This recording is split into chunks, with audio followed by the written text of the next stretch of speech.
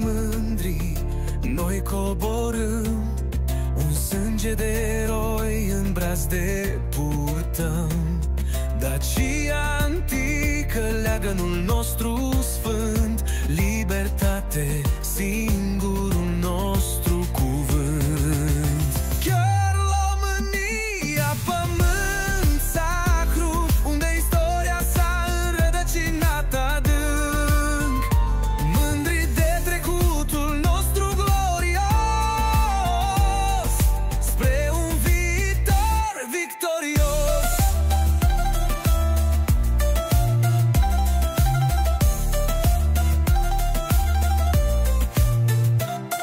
Decebal Vitaz la regele Ferdinand, un spirit neînfricat, mereu având în fiecare sat, în fiecare oraș. Dragostea de țară e moștenită voioasă.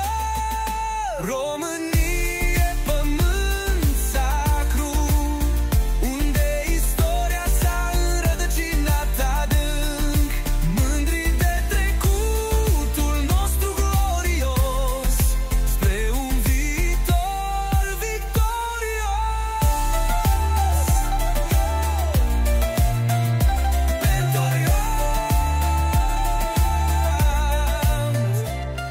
Culorile ce flutură în vânt, albastru, galben, roșu, legământul nostru sfânt, un popor unit cu inimă vitează, pentru patrie mereu arzând, curajoasă.